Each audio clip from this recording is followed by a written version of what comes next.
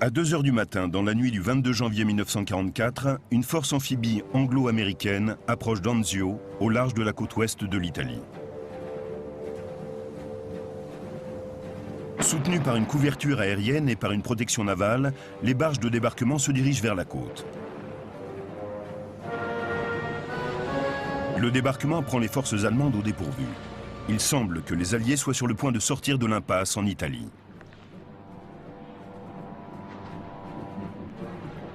Mais la réponse allemande ne se fait pas attendre, et elle est à la mesure de l'assaut. Le débarquement d'Anzio se transforme en une bataille acharnée, tandis que les Alliés luttent désespérément pour tenir leur tête de pont.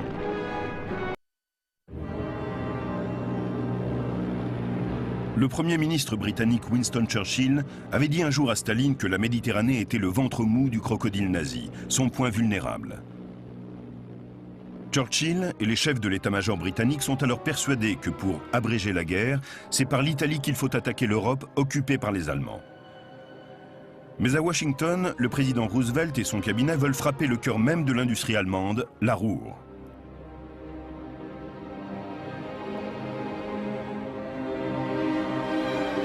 Et c'est donc à contre-cœur que les Américains acceptent de se joindre aux Britanniques en route vers Rome.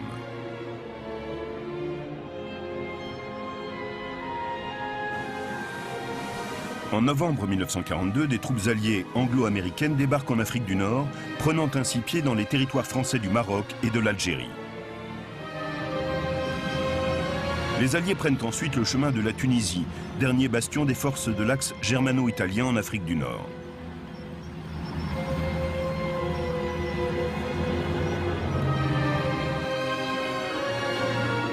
En janvier 1943, à Casablanca, après de longues discussions, l'état-major des opérations alliées décide que le prochain objectif après la Tunisie sera la Sicile. Une fois cette grande île conquise, les Alliés pourront viser le cœur même de l'Italie. Le débarquement prévu en Normandie est donc repoussé au printemps 1944.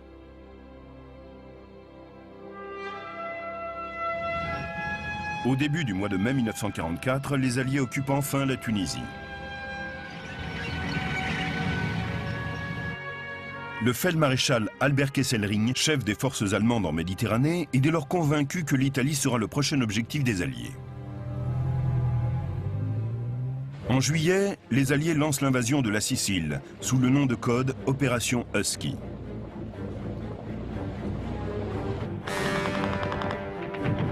Après des combats brefs mais intenses, les Alliés s'emparent de l'île.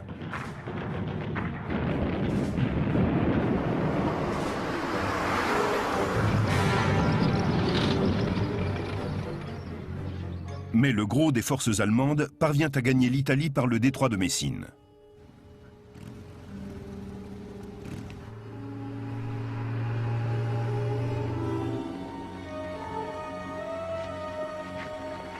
Le débarquement en Sicile a amené concrètement la guerre sur le territoire italien. La perte de l'île finit d'ailleurs par convaincre la plupart des Italiens qu'ils se battent pour une cause perdue.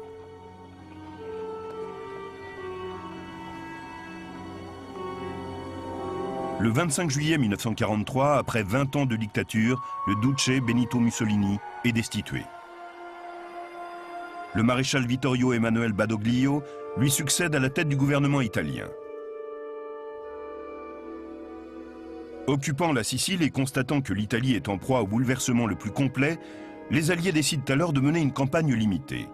D'un commun accord, la priorité des ressources demeure au débarquement de Normandie.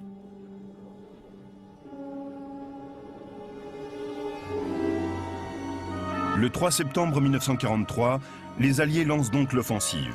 La 8e armée britannique, commandée par le général Montgomery, débarque à la pointe sud du pays. Les Britanniques rencontrent peu de résistance et commencent à progresser vers l'intérieur des terres. 4 jours plus tard, les Italiens se rendent.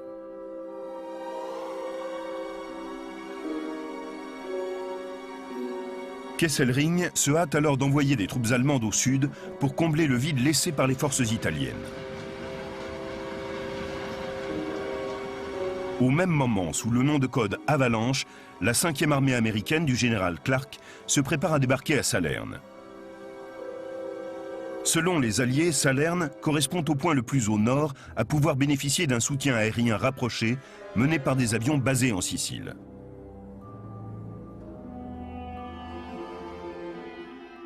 Mais lorsque le 9 septembre, les Alliés débarquent à Salerne, les Allemands les attendent de pied ferme. Clark se retrouve engagé dans une lutte désespérée contre un ennemi farouchement déterminé à tenir ses positions.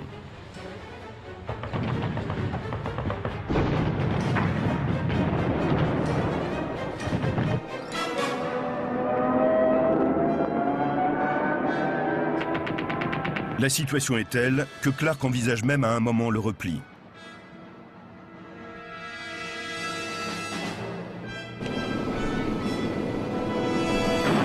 Mais au bout d'une semaine, la puissance de feu des Alliés force les hommes de Kesselring à reculer. Les Alliés rentrent alors à Salerne.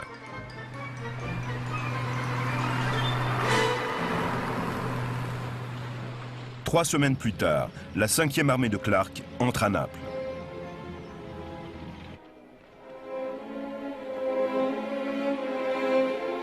Mais en se repliant, les Allemands s'appuient au maximum sur la topographie du pays, qui comprend de nombreux cours d'eau et surtout la chaîne des Apennins.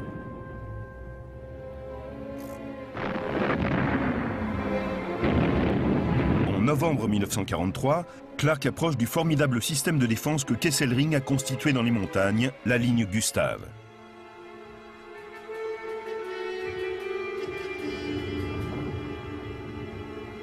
Mais ce n'est pas tout. Les troupes alliées doivent également supporter la pluie et les vents violents de l'hiver italien.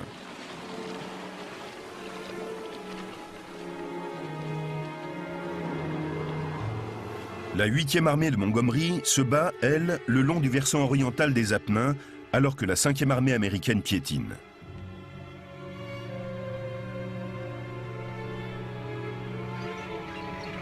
Mais c'est la ligne Gustave de Kesselring qui force finalement les Alliés à stopper leur progression.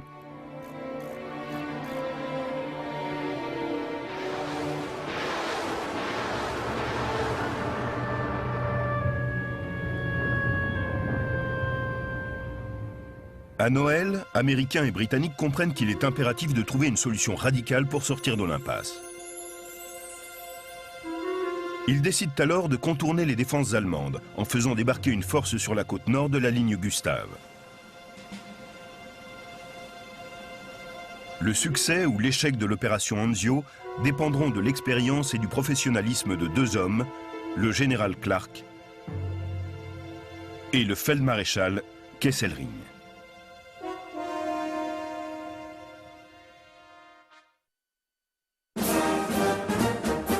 Né en 1896 à Madison Barracks, Mark Wayne Clark est le fils d'un colonel de l'infanterie américaine. Destiné dès l'enfance à suivre la voie de son père, il entre en 1913 à l'Académie militaire de West Point. Il en sort sous-lieutenant en avril 1917 et choisit l'infanterie. Il part pour le front en Europe et est gravement blessé en Argonne au début de 1918.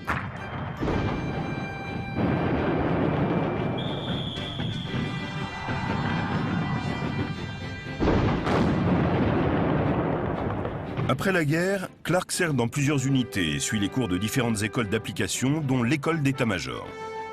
Breveté de l'Army War College en 1936, il est nommé officier responsable des opérations pour la 3e division d'infanterie de Fort Lewis, où il est remarqué par George Marshall, futur chef d'état-major des armées. Cependant, la carrière de Clark est freinée par la lenteur du système de promotion de l'armée américaine durant l'entre-deux-guerres. Mais la chance lui sourit soudain, grâce à l'intervention du général Dwight Eisenhower et du général Marshall, devenu le chef du grand quartier général. Promu lieutenant-colonel en août 1940, Clark contribue à planifier et mener les manœuvres Louisiane qui serviront de modèle à l'armée américaine durant la Seconde Guerre mondiale.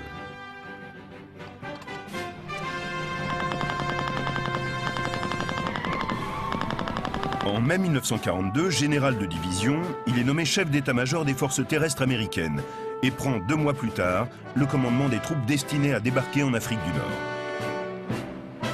Clark a par ailleurs pour mission de négocier secrètement avec les chefs du régime de Vichy pour s'assurer qu'il n'y ait pas d'opposition au débarquement. Et en effet, face à ces troupes qui débarquent le 9 novembre, l'armée française n'oppose qu'une résistance symbolique, qui n'en fait pas moins plusieurs centaines de victimes.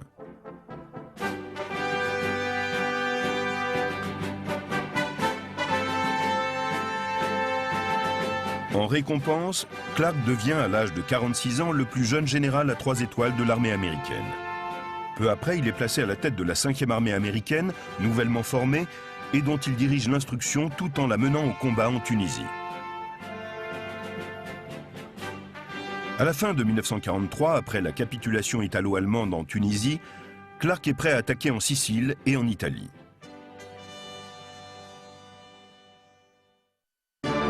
Né en Bavière en 1885, Albert Kesselring est issu d'une famille de la classe moyenne, originaire de Franconie. En 1906, il rejoint le 2e régiment d'artillerie bavarois, stationné à Metz. Durant la Grande Guerre, Kesselring se distingue au combat sur le front de l'Ouest comme sur celui de l'Est. Fin 1917, il est capitaine dans l'état-major opérationnel du quartier général de l'armée allemande. Appuyé par le général von Seck, commandant en chef de la Reichswehr, l'armée allemande tolérée par les Alliés après le traité de Versailles, Kesselring monte en grade. Après avoir servi comme instructeur et officier d'état-major, le lieutenant-colonel Kesselring est nommé au quartier général de l'armée à Berlin. Hitler remarque son approche novatrice concernant la coopération sol-air, essentielle dans beaucoup d'aspects des tactiques de la Blitzkrieg. Il est ainsi nommé général-major en 1935, avant d'être transféré à la Luftwaffe, dont il devient l'année suivante chef de l'état-major. À la tête de la première flotte aérienne en 1938, il mène les campagnes de Pologne et de Norvège au début de la Seconde Guerre mondiale. Il dirige ensuite la 2e flotte aérienne durant l'invasion de la France en mai 1940. Au cours de la bataille d'Angleterre, puis plus tard contre l'URSS, c'est toujours Kesselring qui mène la 2e flotte aérienne allemande. Hitler le nomme en 1943 commandant en chef des forces allemandes en Méditerranée et responsable de l'Afrique du Nord. Là-bas, Kesselring se heurte fréquemment au feldmaréchal Erwin Rommel, le chef légendaire de l'Afrika Korps.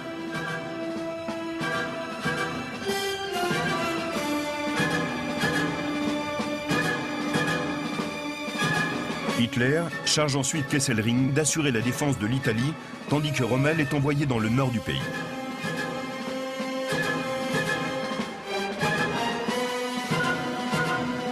Au cours de l'hiver 1943, Kesselring et Clark se font face de part et d'autre de la ligne Gustave. Leurs plans respectifs pour l'année à venir vont jouer un rôle majeur dans le sort de l'Italie et par là même sur l'issue de la Seconde Guerre mondiale.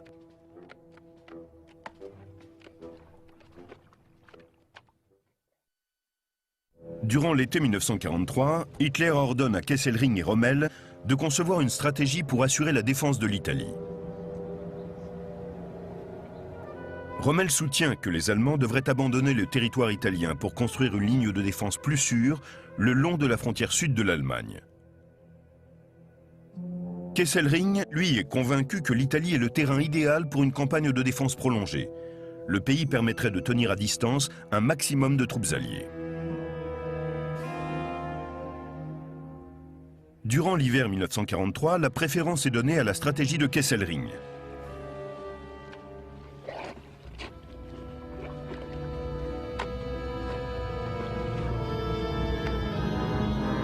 Les nombreux cours d'eau et montagnes italiens forment des barrières naturelles contre toute progression rapide des Alliés vers le nord. Kesselring met à profit ces obstacles en constituant la redoutable ligne Gustave, dont la pierre angulaire est le Monte Cassino. Pour atteindre Rome, les Alliés devront donc d'abord s'emparer de ce site, où se dresse l'une des plus belles et plus importantes abbayes bénédictines d'Europe. Dès que les Alliés mettent le pied en Italie, Kesselring déploie ses troupes tout au long de la ligne Gustave.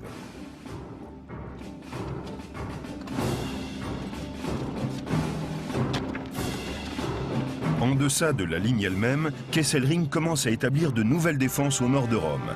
C'est la ligne César.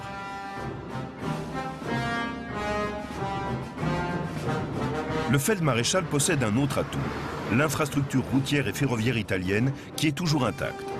À Salerne, il est ainsi en mesure d'acheminer rapidement des renforts à travers le pays pour venir en aide à ses soldats, là où ils sont les plus vulnérables.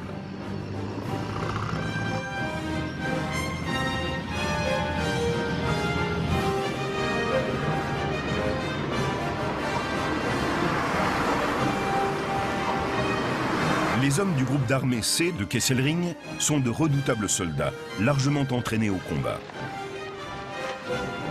Menée par le général Heinrich von Wettinghoff, la 10e armée allemande comprend 150 000 hommes, ainsi que des divisions blindées, de parachutistes et d'infanterie motorisée.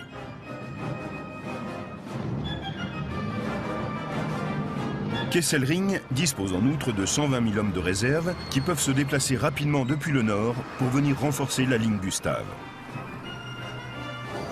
Pour Kesselring, un seul problème se pose. La Luftwaffe en Italie est loin d'égaler la puissance des forces aériennes alliées.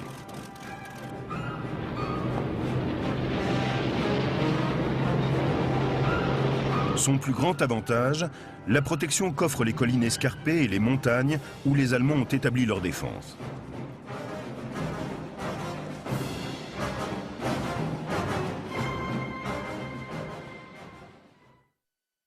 Les défenses retranchées de Kesselring préoccupent en effet les chefs alliés. Il semble évident que la seule manière de déborder la ligne Gustave consiste en un nouveau débarquement.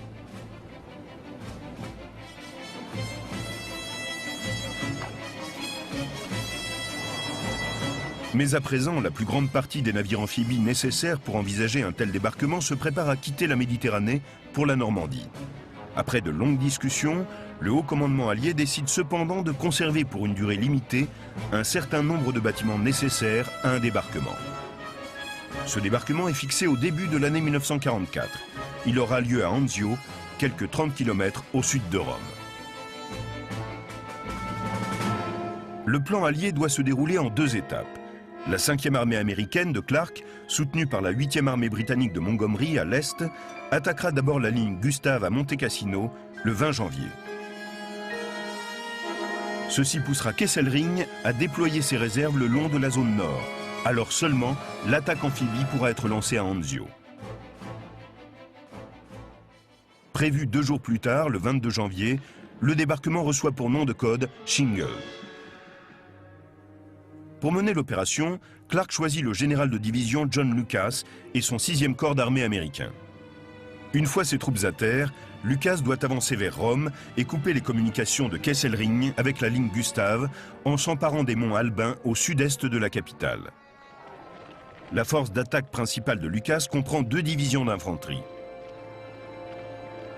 Menée par le général de division Lucian Truscott et soutenue par 2 bataillons de parachutistes américains, la 3e division américaine doit débarquer à Nettuno, au nord-est d'Anzio, pour former le secteur droit de la tête de pont. Au même moment, le général de division William Penney devra débarquer avec une partie de la 1re division britannique et les commandos à l'ouest de la ville.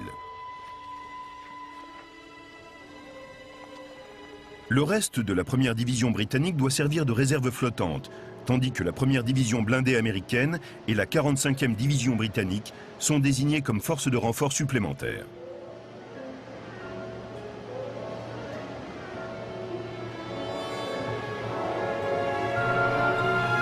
Clark est satisfait. Lucas dispose d'une force suffisante pour mener à bien sa mission, plus de 80 000 hommes et 5 000 véhicules. Il compte sur l'effet de choc qu'occasionneront l'attaque combinée de la ligne Gustave, fermement tenue par les Allemands, et celle d'Anzio, un site très peu défendu et situé loin dans l'arrière-garde allemande.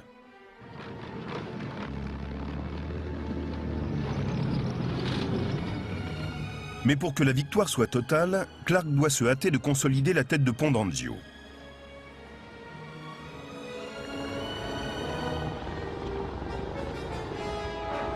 C'est seulement alors que la progression vers Rome pourra commencer. Clark sait que la puissance aérienne alliée peut être un facteur clé dans l'opération.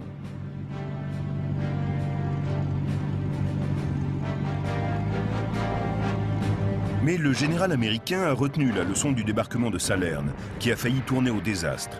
il exhorte Lucas à attendre d'avoir rassemblé suffisamment de matériel sur la côte, en particulier l'artillerie et les forces motorisées, avant d'engager toute progression dans les terres.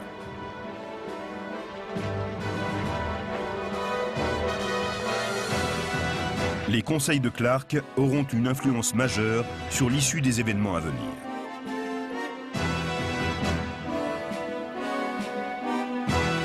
Les Alliés savent que l'opération Shingle est un défi important et hasardeux. Mais au début de janvier 1944, le sort en est jeté. Alors que l'attaque est imminente, Clark et Kesselring savent tous deux que c'est sur l'expérience, le talent et le courage de leurs hommes qu'ils devront bientôt compter.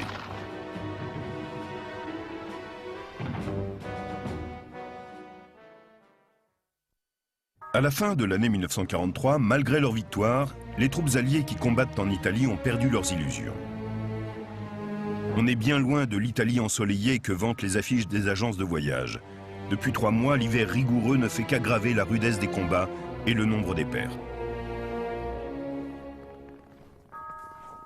Comme c'est souvent le cas dans la guerre, l'infanterie paie le plus lourd tribut. Un soldat américain racontera plus tard que, pour un fantassin, le seul moyen d'échapper aux montagnes italiennes, c'était le brancard. Il y en avait même un certain nombre qui souhaitaient être blessés. Les forces alliées en Italie représentent plus de 6 nationalités différentes. Bien que le gros des hommes soit américain ou britannique, on compte également des Français de métropole et des territoires d'Afrique du Nord, marocains et algériens.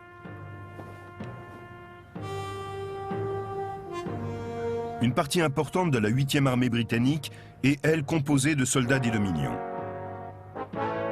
On trouve aussi des hommes venant des pays occupés d'Europe de l'Est, en particulier la Pologne.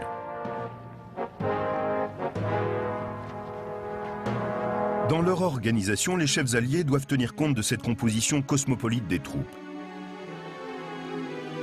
La détermination de la résistance ennemie, le mauvais temps et le terrain difficile ressemblent peu à ce que Churchill désignait comme le ventre mou de l'Axe. Pour le général Clark et ses hommes, l'Italie a plutôt la dureté d'Europe. Les troupes alliées ne sous-estiment pas leur adversaire. Au début de 1944, un grand nombre d'hommes de Clark font même preuve de fatalisme.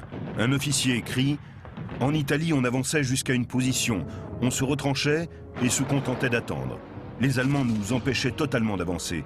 Ce n'est que lorsqu'ils étaient prêts à partir eux-mêmes qu'on pouvait progresser à nouveau. » Bien que Clark soit un chef respecté, la 5e armée est inquiète. Le général américain ne veut pas tenir compte des inquiétudes britanniques à propos des effectifs et des ressources, qui commencent à faiblir au bout de 4 années de guerre. Les troupes américaines savent aussi que leur chef n'est pas considéré comme économe de la vie des soldats.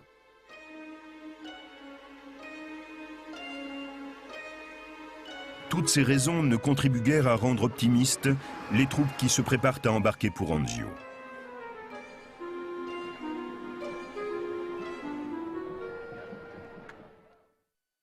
De l'autre côté de la ligne Gustave, les troupes de Kesselring sont habituées au terrain et à la rudesse des combats en Italie. Beaucoup de soldats allemands sont maintenant des vétérans aguerris.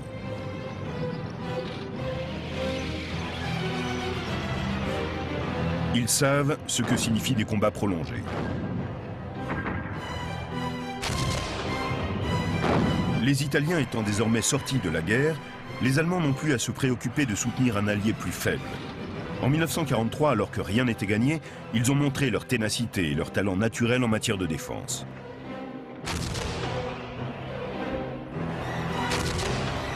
Ils sont très motivés et leur morale est au plus haut, surtout depuis qu'ils ont infligé de lourdes pertes aux Alliés et freiné leur progression vers Rome.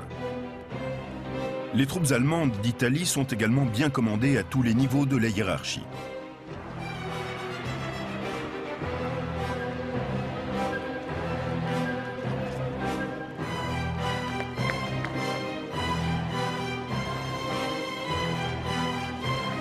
Les défenseurs de la ligne Gustave savent aussi qu'ils disposent d'un grand nombre de réserves à l'arrière pour combler toute brèche qui apparaîtrait dans la ligne.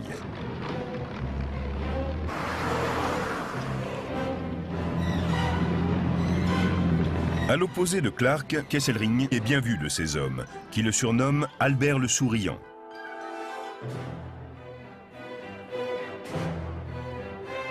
Les soldats savent que la stratégie de leur chef, qui consiste à saigner à blanc les Alliés en Italie, fonctionne bien. Avec la nouvelle armée qui approche, Clark et Kesselring savent tous deux que la bataille qui est sur le point de se dérouler mettra leur stratégie respective à l'épreuve.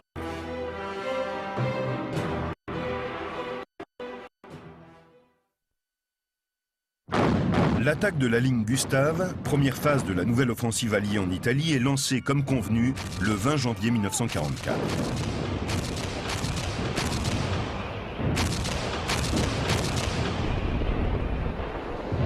À Cassino, postés dans les hauteurs, les soldats de Kesselring sont prêts à recevoir les attaquants.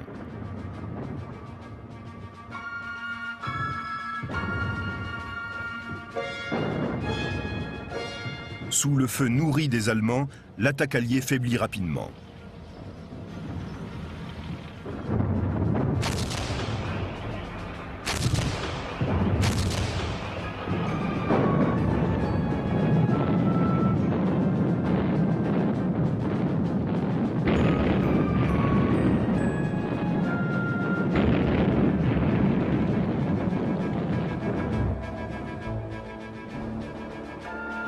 Cela incite Kesselring à déployer davantage de réserves le long de la ligne Gustave. Le 22 janvier, tandis que l'attaque de la ligne Gustave se poursuit, les troupes de Clark débarquent à Anzio. Alors que les premiers soldats alliés approchent des plages, ils s'attendent à une riposte immédiate. Il n'en est rien.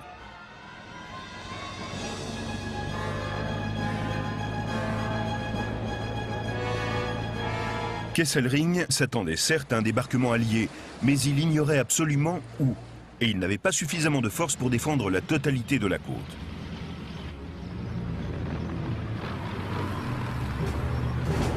La tête de pont d'Anzio est donc consolidée dans une atmosphère d'un calme inquiétant. Après la terrible bataille de Salerne, en septembre dernier, les Alliés ont du mal à croire qu'il n'y ait pas de réaction immédiate de la part des Allemands.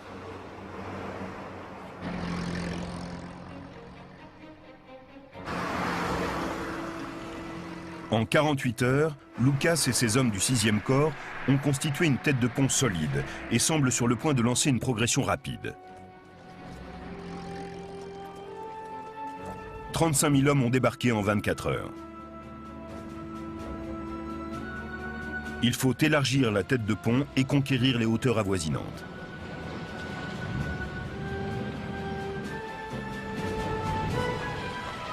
Prudent, Lucas préfère renforcer ses réserves avant de frapper vers l'intérieur des terres. Même le général Harold Alexander, commandant en chef des forces alliées, n'entre pas en action. Plutôt que de faire pression vers l'arrière-pays, Lucas continue donc d'installer sa tête de pont, perdant un temps précieux.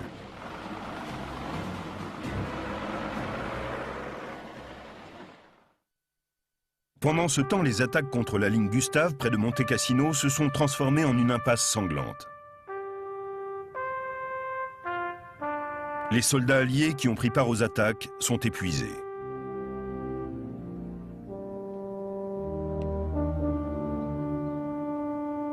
Du côté d'Anzio, le rassemblement se poursuit. Et si Clark est satisfait des progrès accomplis, tout le monde n'est pas du même avis. Churchill déclare avec colère à Alexander: « Je pensais que nous allions lâcher un chat sauvage sur les monts Albins, et nous voilà avec une baleine échouée sur la plage. » Lorsque le 22 janvier, la force d'attaque de Lucas débarque à Anzio, Kesselring ne dispose que de 2 bataillons et quelques batteries de défense côtière pour empêcher les Alliés de marcher sur Rome. Le feld-maréchal allemand est d'abord convaincu qu'aucun renfort ne pourra arriver à temps dans la région d'Anzio pour contenir les forces de Clark avant qu'elles ne se déploient. Mais pris au dépourvu, Kesselring, à son habitude, se ressaisit vite. Encouragé par Hitler, qui ordonne la liquidation immédiate de l'abcès d'Anzio, il lance de puissantes contre-attaques aériennes sur la tête de pont.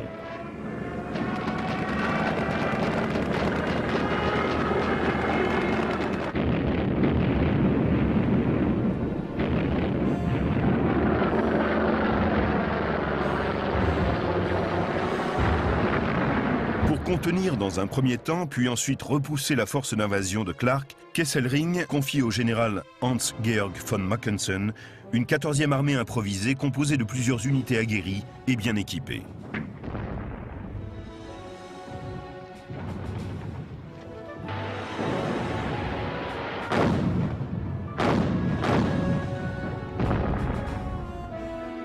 Kesselring se prépare à lancer 10 divisions et plus de 200 panzers sur les forces réduites de Clark qui défendent tant bien que mal le périmètre de la tête de pont.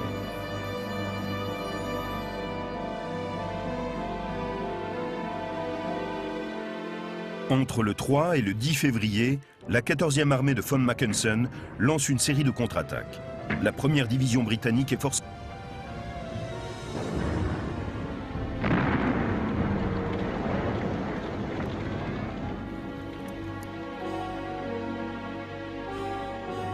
Au centre de la ligne alliée.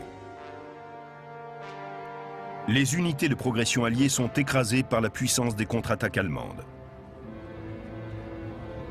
Des unités alliées entières sont anéanties ou faites prisonnières. Beaucoup de soldats inexpérimentés se rendent de plein gré à l'attaquant allemand. Il semble que Kesselring soit sur le point de remporter une victoire majeure. Hitler en est convaincu.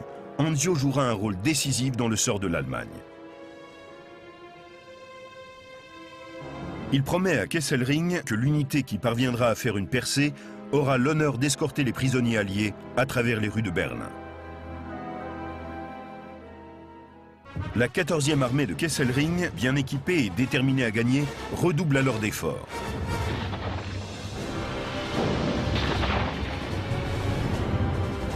Clark comprend que la tête de pont d'Anzio ne pourra être secourue que par le sud, grâce à une percée de la ligne Gustave à Monte Cassino.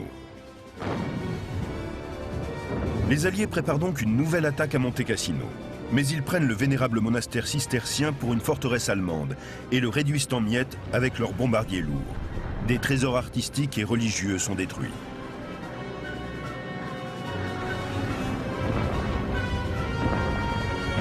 En outre, les ruines de l'abbaye et la ville de Cassino, en contrebas, fournissent désormais aux Allemands des positions de défense idéales. L'attaque alliée est donc contenue.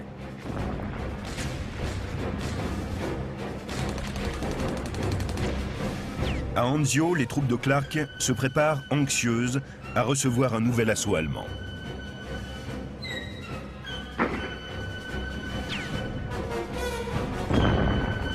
Avec l'échec de la dernière attaque alliée à Monte Cassino, les Alliés savent que s'ils ne parviennent pas à contenir la principale contre-attaque allemande, qui ne tardera pas à arriver, ils perdront le port d'Anzio. Dans la soirée du 14 février 1944 à Anzio, la situation devient périlleuse pour les survivants du 6e corps américain de Clark. Bien que des renforts soient arrivés pour soutenir les défenseurs épuisés, les hommes ont peu de temps pour récupérer avant que commence la nouvelle contre-offensive de Kesselring. Le feldmaréchal est convaincu qu'il va enfin détruire la tête de pont.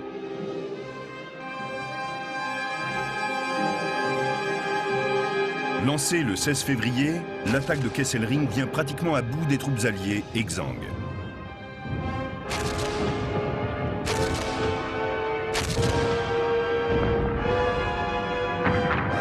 Même les zones arrière de la tête de pont deviennent la cible d'un bombardement continu et intense des Allemands. L'arme allemande la plus redoutable est un canon de 210 mm acheminé par voie ferrée et surnommé Anzio-Ani, capable d'envoyer des obus de 225 kg jusqu'à 50 km. L'effet de ces obus est dévastateur, quel que soit l'endroit où ils tombent. Entre le 16 et le 20 février, les hommes de Kesselring poursuivent leurs attaques incessantes sur les troupes assiégées du 6e corps de Lucas.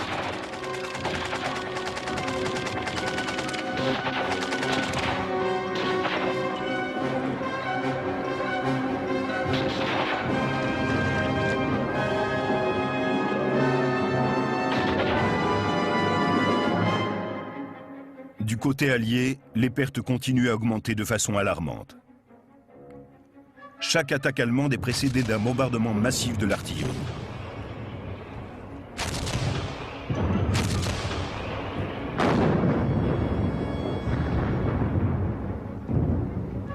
Les panzers et l'infanterie allemande attaquent le périmètre de défense, menaçant sans cesse de réaliser une percée.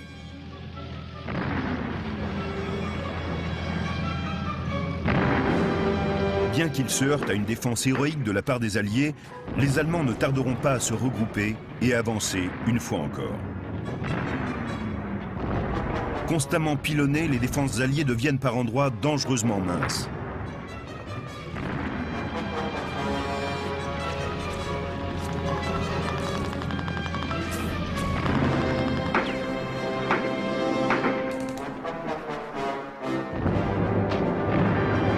Que la lutte se poursuit, Clark décide qu'il est temps de changer radicalement la manière de commander dans la bataille d'Anzio.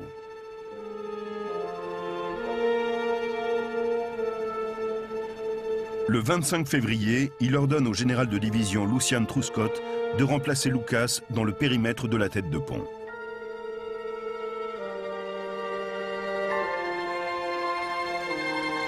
Bien que Truscott soit plus agressif et qu'il se montre plus décisif dans ses choix que Lucas, la pression allemande continue.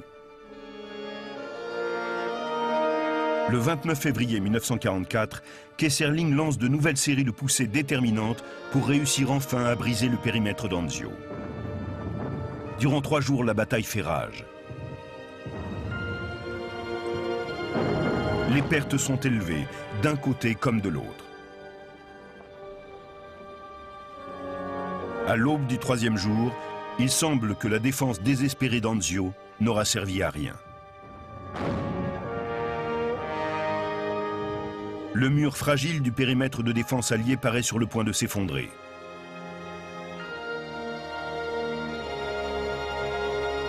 Kesselring presse ses hommes d'effectuer une dernière attaque pour venir à bout, une fois pour toutes, des défenseurs exsangues de Clark.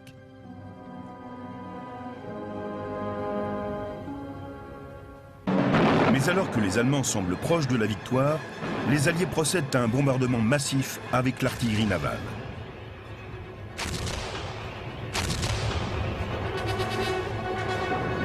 Ainsi qu'à un bombardement aérien des forces de Kesselring.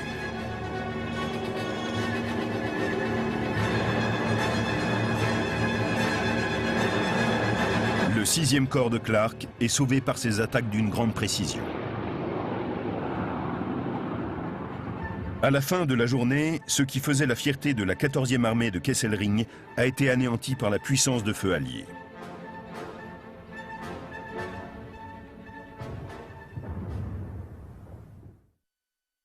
L'attaque de Kesselring a été contenue, mais la bataille est loin d'être terminée. Au cours des 2 mois suivants, les soldats se retrouvent dans une impasse. La région d'Anzio ressemble à certains endroits à un champ de bataille de la Première Guerre mondiale. Pendant ce temps, Clark et Alexander mettent au point un nouveau plan pour venir enfin à bout de la résistance allemande à Cassino et à Anzio. Sous le nom de code Opération Strangle, les Alliés procèdent à une campagne de bombardement systématique visant à détruire les lignes de communication de Kesselring. Routes, ponts et voies ferrées sont pris pour cible, empêchant ainsi les Allemands d'acheminer leurs troupes, leurs armes et leurs équipements dans et en dehors des zones de bataille. Cette pause avant la prochaine offensive laisse également le sol sécher après le dégel du printemps. Vers la moitié du mois de mai, les forces de Kesselring continuent à faire pression sur Anzio, mais les troupes sont épuisées. Clark sait que sans une percée à Cassino dans le sud, les troupes alliées d'Anzio ne pourront que se contenter de tenir leur position contre les forces de Kesselring, qui s'opposent à elles dans les plaines albaines.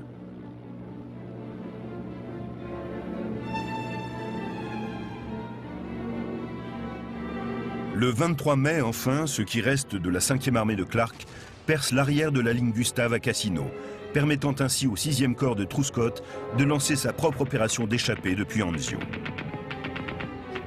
2 jours plus tard, les forces d'Anzio et de Cassino se rejoignent.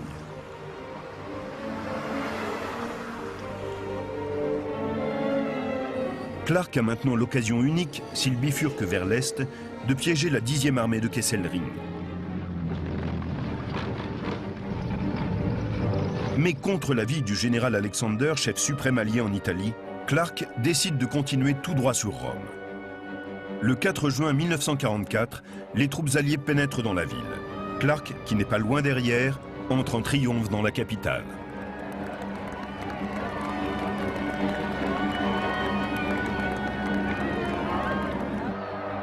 Il perd là une occasion inespérée de couper la retraite aux forces de Kesselring. Les Allemands se regroupent en effet et se replient au nord de Rome, derrière la ligne César. La situation fait place à une nouvelle impasse, puis à un nouvel hiver italien. Les Alliés devront encore mener de terribles combats contre la ligne César, puis la ligne gothique, avant que les forces allemandes en Italie se rendent enfin en avril 1945.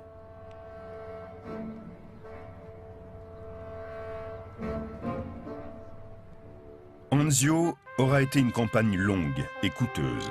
Les Alliés perdent au total 100 000 hommes. Du côté allemand, les pertes sont équivalentes.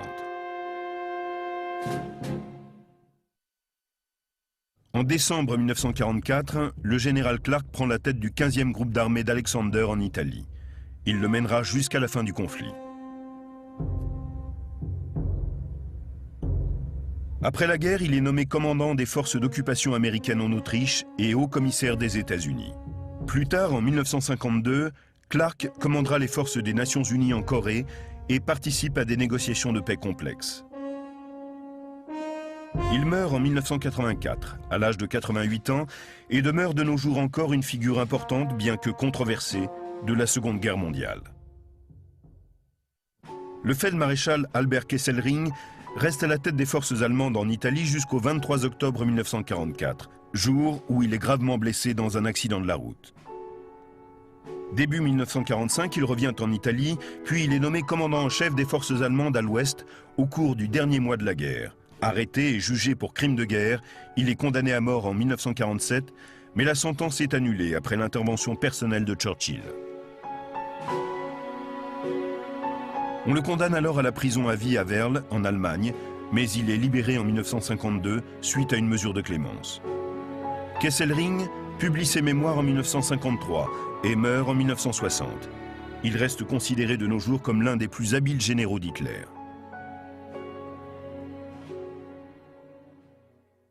Défi lancé par les Alliés, la bataille d'Anzio faillit tourner au désastre. Confrontée à des attaques allemandes habiles et déterminées, la garnison d'Anzio manqua de céder à plus d'une reprise.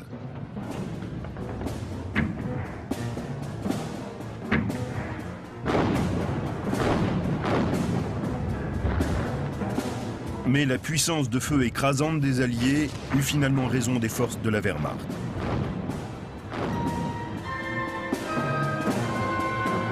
Pour Mark Clark, ce fut une victoire difficile et controversée. Mais pour Albert Kesselring, la bataille d'Anzio fut un face-à-face au cours duquel il fut prêt à infliger aux Alliés une défaite historique.